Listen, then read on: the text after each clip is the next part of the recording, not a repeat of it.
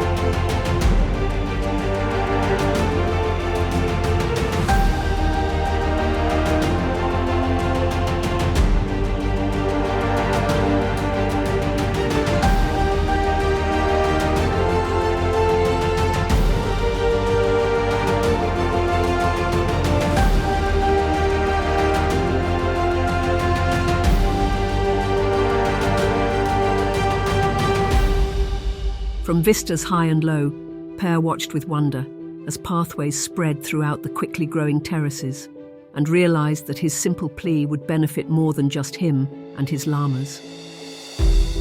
His vision grew blurry as tears of joy streamed down his cheeks, and his heart was filled with gratitude.